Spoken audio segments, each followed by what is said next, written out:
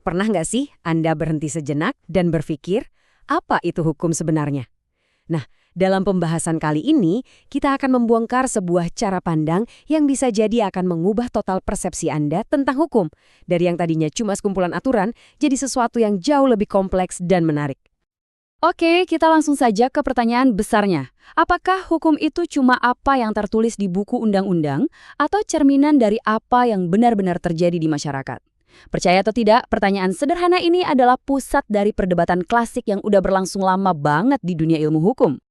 Jadi begini, secara tradisional, dunia hukum itu seolah-olah terbelah jadi dua kubu yang saling berhadapan. Di satu sisi, ada yang bilang hukum itu soal ideal, tentang bagaimana seharusnya. Di sisi lain, ada yang bilang hukum itu ya soal realitas, tentang bagaimana kenyataannya di lapangan. Yuk kita lihat lebih dekat kedua kubu ini. Di kubu pertama, kita punya pendekatan normatif. Ini adalah cara pandang yang melihat hukum sebagai sesuatu yang ideal, yang seharusnya terjadi. Fokusnya itu ke aturan, ke logika, dan ke sistem yang rapi.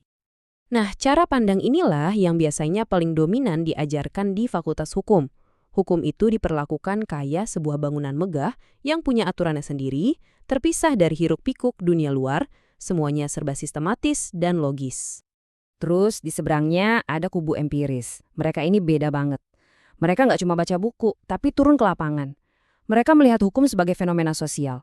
Gimana hukum dijalankan, gimana reaksi orang, efektif nggak sih aturannya, itu yang jadi perhatian mereka. Tapi tunggu dulu, gimana kalau perdebatan hitam putih ini sebetulnya salah kaprah? Gimana kalau dari awal kita udah keliru dengan mencoba memisahkan keduanya? Nah, disinilah kita masuk ke inti argumennya.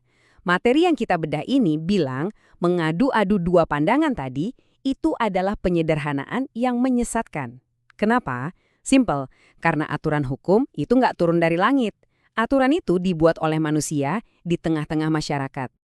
Jadi, poin krusialnya adalah aturan dan realitas itu saling membentuk. Norma hukum diciptakan dalam konteks sosial tertentu, dan sebaliknya, perilaku sosial kita juga dibingkai dan diatur oleh norma-norma itu. Keduanya itu ibarat dua sisi dari satu koin yang sama. Nggak bisa dipisahkan? Oke, kalau gitu gimana dong cara memahaminya? Nah, ada cara yang jauh lebih jernih, yaitu dengan melihat ilmu hukum sebagai sebuah bangunan yang punya beberapa lapisan. Kerangka pikir ini, yang dipopulerkan oleh para sarjana seperti J. Gisels dan Mark van Hoek, ngasih kita semacam peta baru yang jauh lebih kaya dan akurat untuk menavigasi kompleksitas dunia hukum. Dan ini dia petanya, ada 3 lapisan utama yang saling terhubung. Kita mulai dari yang paling bawah, yang paling konkret dan praktis, lalu naik ke tengah yang lebih teoretis, sampai ke puncak yang paling abstrak dan filosofis. Sekarang, yuk kita bedah satu persatu setiap lapisan ini. Kita akan lihat gimana ketiganya bekerja sama untuk membentuk satu pemahaman yang utuh tentang apa itu hukum. Nah, tabel ini ngerangkum semuanya dengan sangat baik. Coba perhatikan, setiap lapisan punya fokus kajian dan pertanyaan kuncinya masing-masing. Di tingkat paling bawah pertanyaannya praktis, apa isi aturannya? Naik ke tengah jadi lebih konseptual, apa itu hukum? Sampai di puncak pertanyaannya jadi fundamental, mengapa hukum ini adil? Ini adalah panduan kita. Oke, kita mulai dari pondasinya, dogmatik hukum. Anggap aja ini adalah ruang mesinnya hukum. Disinilah para pengacara, hakim, dan praktisi hukum bekerja setiap hari, menafsirkan pasal, menyusun argumen, dan menerapkan aturan ke kasus-kasus di dunia nyata. Naik satu tingkat, kita ketemu teori hukum. Lapisan ini berfungsi kayak jembatan. Dia menghubungkan praktik sehari-hari di dogmatik hukum dengan ide-ide yang lebih besar. Di sini kita bertanya, gimana sih struktur sistem hukum kita bekerja? Atau apa fungsi hukum sebenarnya di masyarakat? Dan akhirnya di puncak piramida ada filsafat hukum. Ini adalah lapisan yang paling dalam, tempat kita merenungkan jiwa dari hukum itu sendiri. Di sini kita nggak lagi cuma nanya apa aturannya, tapi mengapa aturan itu ada. Apa itu keadilan? Apa yang membuat sebuah hukum itu sah?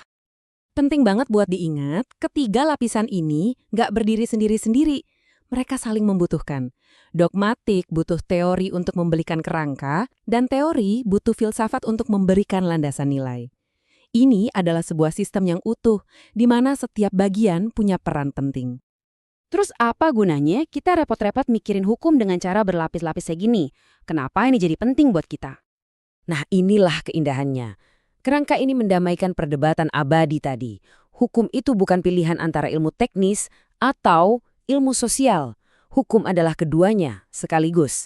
Dia adalah disiplin yang butuh ketepatan teknis seperti seorang insinyur, tapi juga butuh perenungan mendalam seperti seorang filsuf. Pada akhirnya, cara pandang ini mendorong kita untuk jadi lebih kritis. Ini meninggalkan kita dengan satu pertanyaan penutup yang sangat penting untuk direnungkan. Saat kita berhadapan dengan sebuah aturan hukum, apakah cukup kita hanya bertanya, apa bunyinya? Atau haruskah kita melangkah lebih jauh dan bertanya, apa tujuan sejati di baliknya? Dan apa dampaknya bagi kehidupan kita semua?